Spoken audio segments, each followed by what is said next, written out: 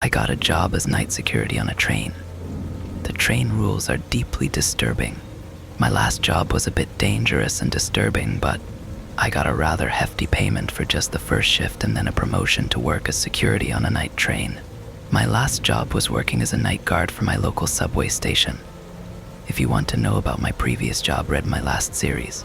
Although it is not necessary to read my last series, it will definitely help you understand my situation better. This morning I got a text from my employer. I only know them as the subway management team, asking me to come to my local station for my first shift on the train. I made my way to the subway station on time at 9 p.m. The train I would be riding on for the next 8 hours arrived at the station. It was a very modern train with automatic open doors and was 6 compartments long. The security compartment would be the second one from front, as I was told in my text. As I got on the train, I noticed that each compartment, except for the special compartments, had a main lobby-type area with 4 seats on either sides facing the windows and a travel door that linked it to the next compartment on the left side from the entrance door. On the right were either a few steps leading up to an upper seating area that was similar to the interior of the bus, and a few steps leading down to an exactly identical seating area. But if you need help visualizing the train compartments, search up Side Me Trains and you'll get what I mean. The security compartment was very different to the main ones. It had a camera feed and a desk with drawers. It also had a chair I could sit on. The security compartment required a key to open. The driver compartment could be accessed from the security compartment via door. As I was about to get on the train, a guy exited the last security compartment and handed me a security badge and the keys to the compartment. He patted me on the back and wished me good luck. I cringed as soon as he said good luck, as my mind filled up with the events of my last job. When I got into my security compartment, I found the usual employee manual, but also once again a sheet of rules. It read, "All passengers must be escorted off the train on Station 6.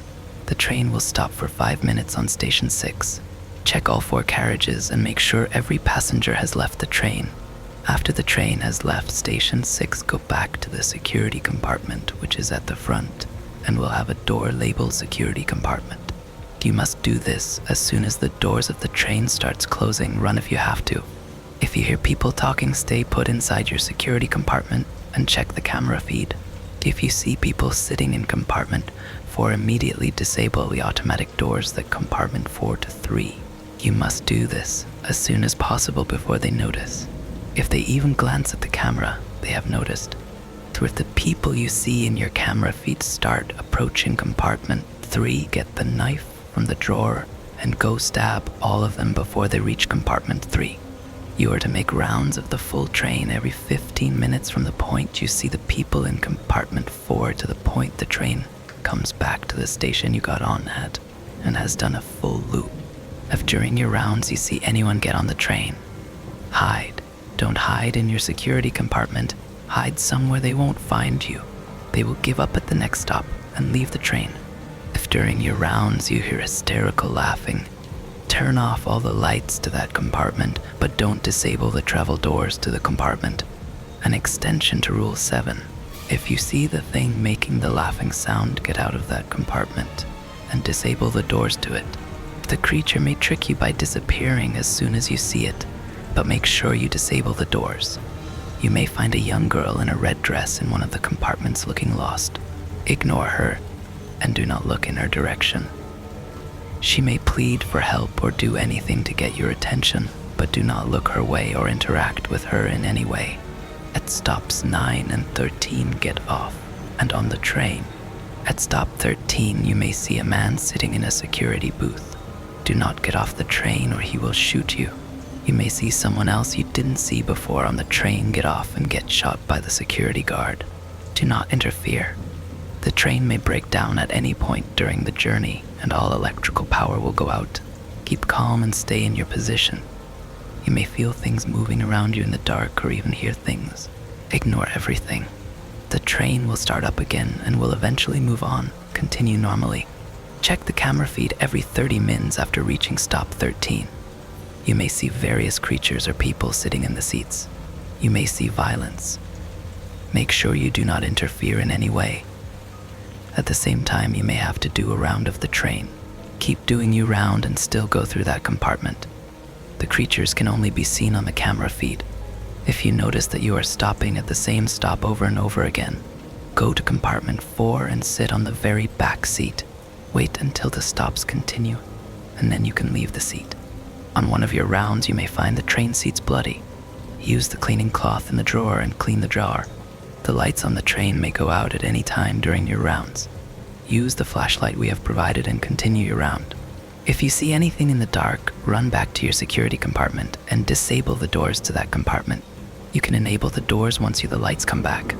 If the train gets too quiet and you literally don't hear anything, run to your security compartment and put loud music on your phone to fill up the silence. Continue your shift and rounds once you hear the steady sound of the train engine. If the train stops for longer than 5 minutes at any stop, check on the driver. If he is not there, manually close the doors of the train and keep the train going until it loops back to your stop and get off there. You will also have to continue your security duties. If you walk into compartment 5 by accident, immediately get out before the automatic doors close behind you. If the doors close behind you and you are stuck in compartment 5, jump off the train.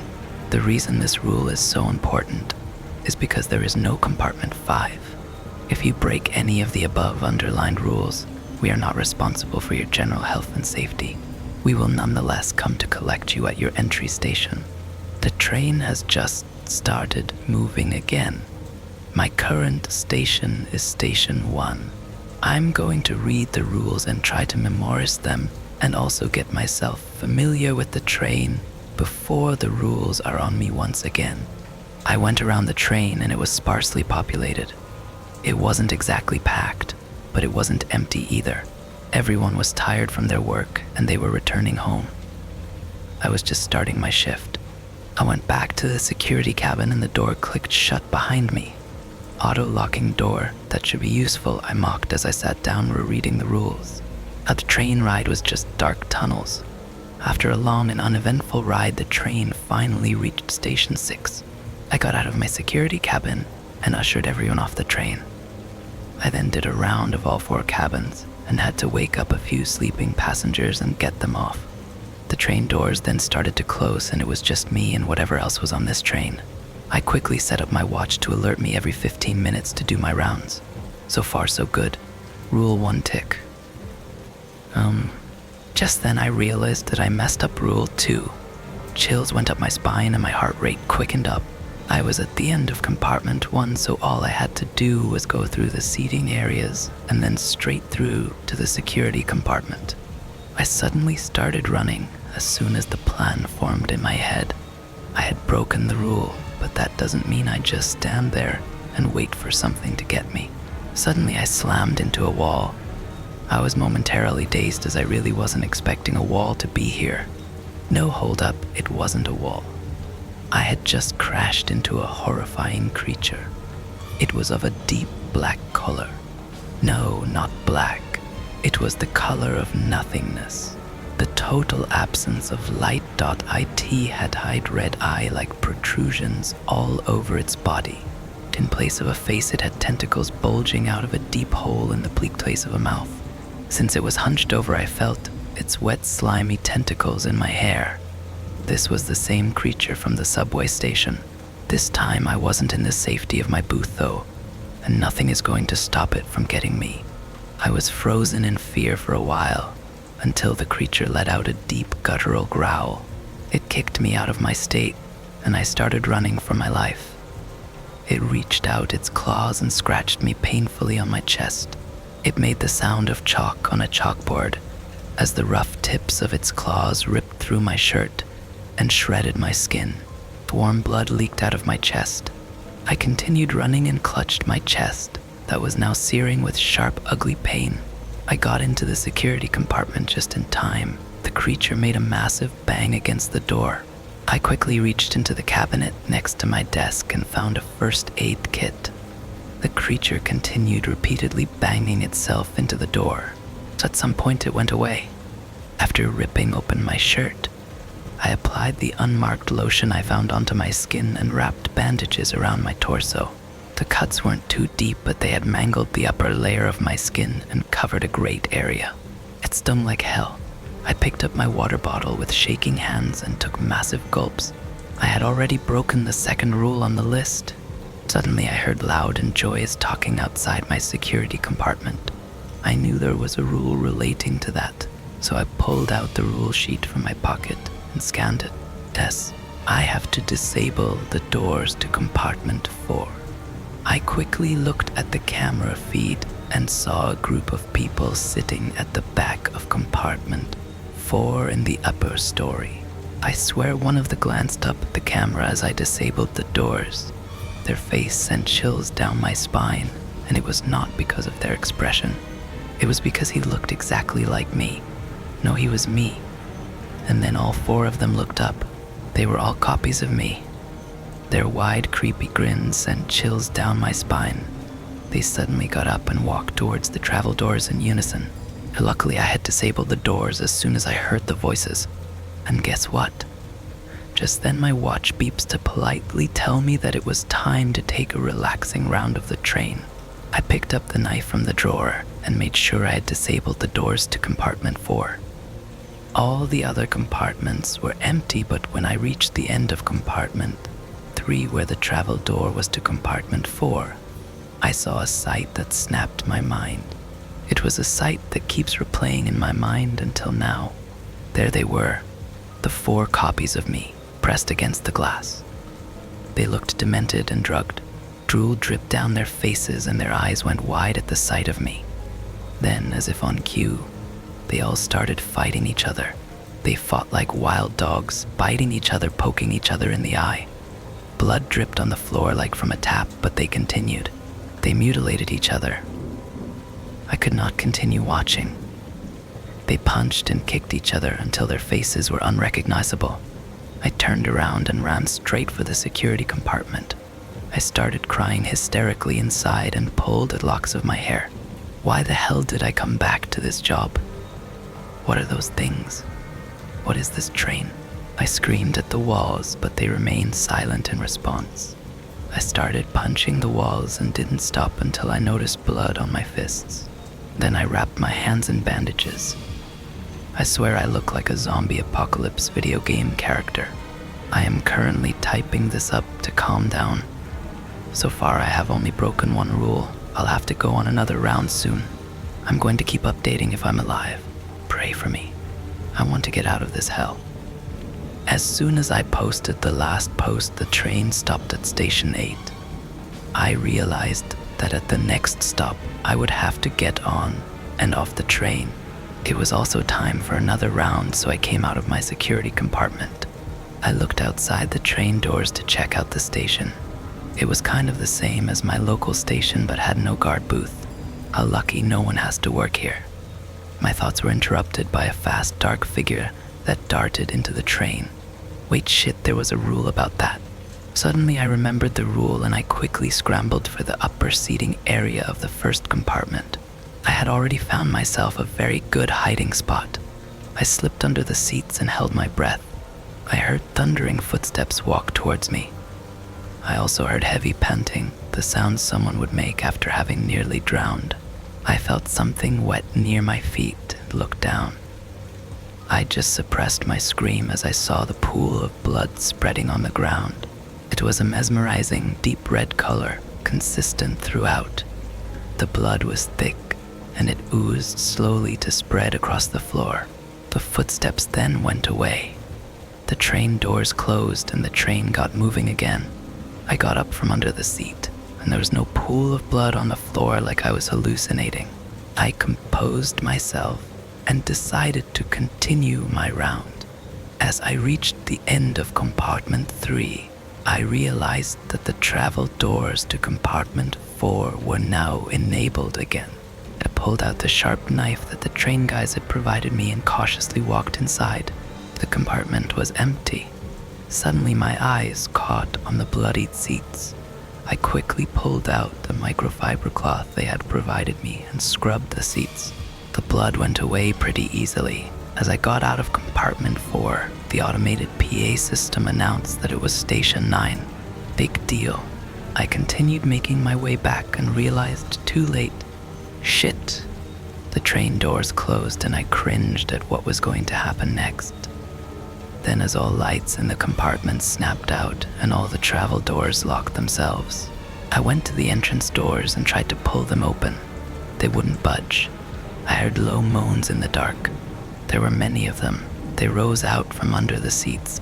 Some held weapons and some were barely able to stand. Some were crawling. Then they started speaking. "We died here, you must too."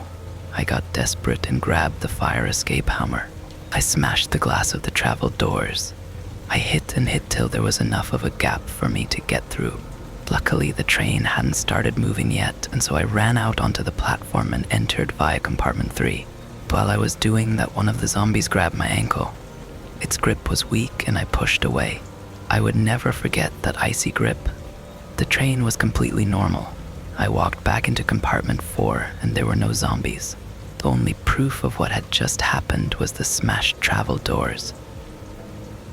At this point, I was in shock, and I couldn't really feel anything anymore. I went back to the security compartment. Suddenly, I realized that the train was still stopped at the platform. I went into the driver compartment and realized there was no driver. I got into the seat and got the train running again. The train was set to work automatically, so all I had to do was start it up. I rested in the security compartment for the next 15 minutes before my round. I scrolled through Reddit, not even reading anything. I couldn't comprehend the words on the screen. My phone was the only anchor to reality I had, other than that it was me, the train, and the set of rules. But my time was up, and I got up for another round. I really hoped nothing happened on this round. I couldn't deal with anything else. I walked out of the security compartment and walked into compartment 1. I heard a faint sobbing and immediately looked to my left. There was a girl in a distinct red dress. She had her face buried in her hands. I immediately looked away. The girl shouted after me, "Have you seen my mommy? Have you seen my daddy? Help me? I'm lost. Why don't you help Emmy?" I practically sprinted as her voice turned demonic. And guess what happened? Guess my luck. The lights went out and the train came to a stop. I quickly shifted to the seat closest to me and sat down. I heard the girl's voice again. "I'm coming for you." Then she giggled. It sent chills up my spine. I then also heard soft moans in the dark and felt the same icy grip on my ankle. I shivered and started crying. "Just leave me alone." I stammered at no one in particular. I heard laughs and giggles all around me. They were mocking me, laughing at my despair and misery. Anger surged through my veins. I punched aimlessly in the air, hitting nothing. Suddenly, I felt something next to me on the seat. The millions of bugs crawled up my legs. I screamed for help, but no one came. The lights came on all at once. There was nothing on me and no one around me. I quickly got up and went to finish my rounds.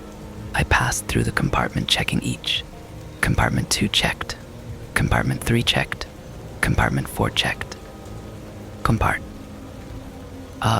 I realized too late. The travel doors closed behind me. I pounded on the travel doors and swore loudly. I grabbed another fire hammer and smashed the glass windows in the travel doors. I could only fit my hand through those. I hit the door more, but the door wouldn't budge.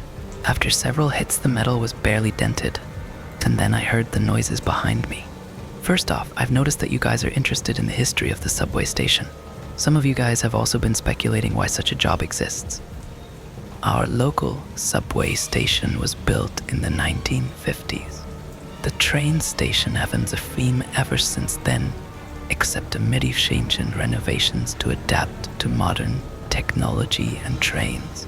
The subway station has been closed down many times over the years, till the 2000s due to unfortunate incidents.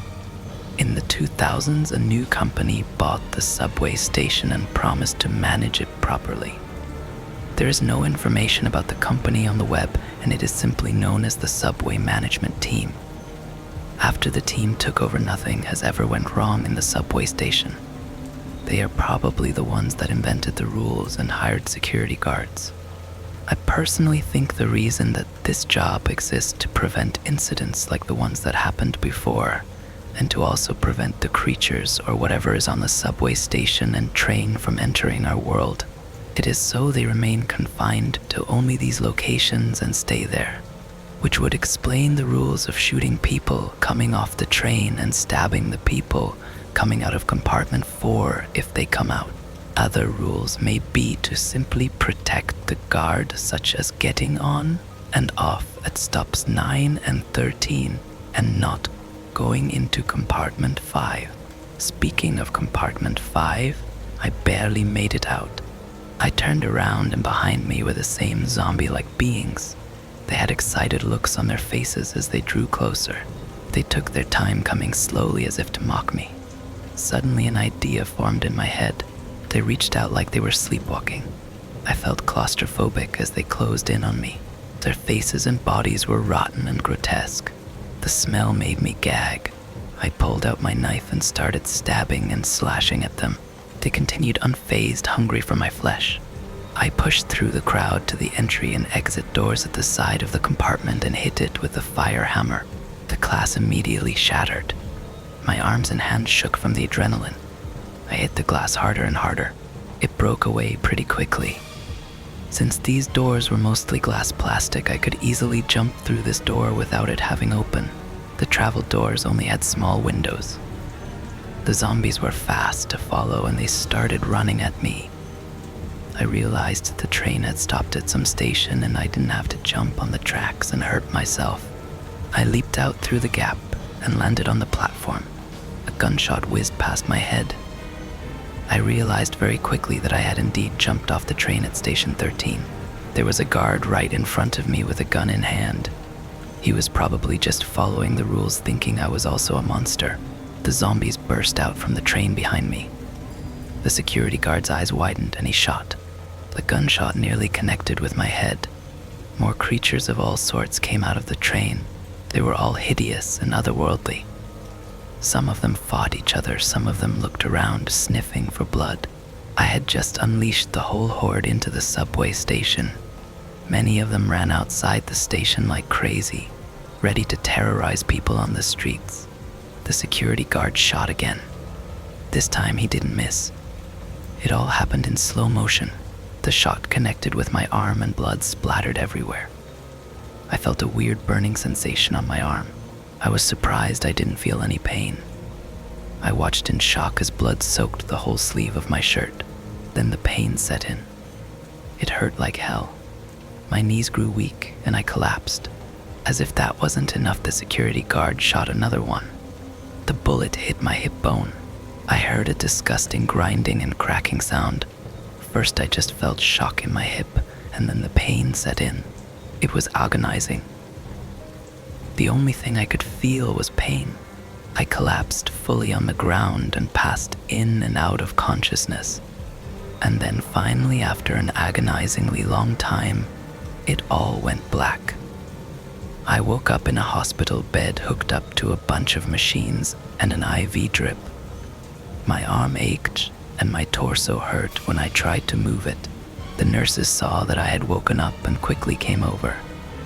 They explained my injuries to me in a blur and told me about the surgeries they had to perform on me. I had been shifting in and out of consciousness for 2 days. It would take me a long time to recover from the gunshots.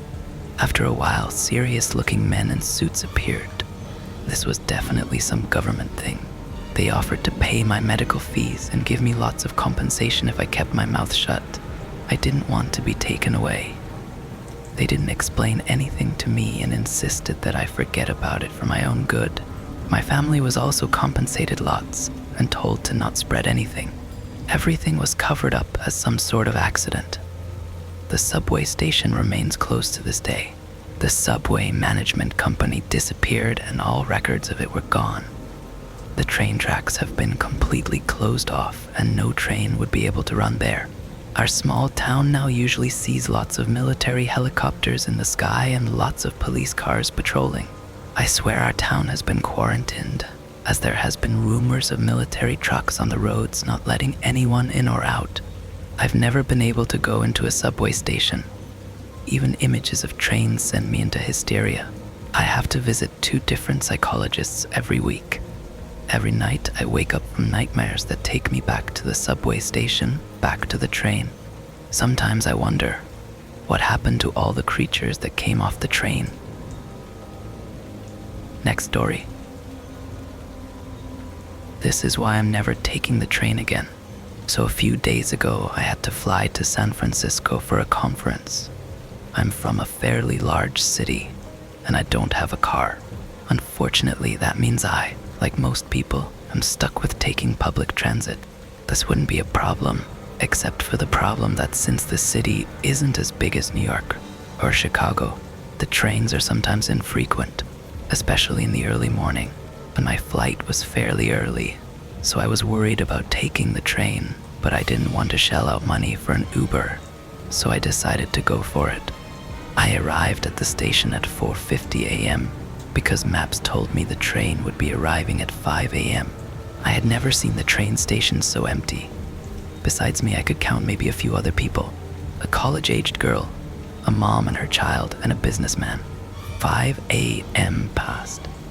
Then 5:01, 5:03, 5:08, and 5:12. I started panicking.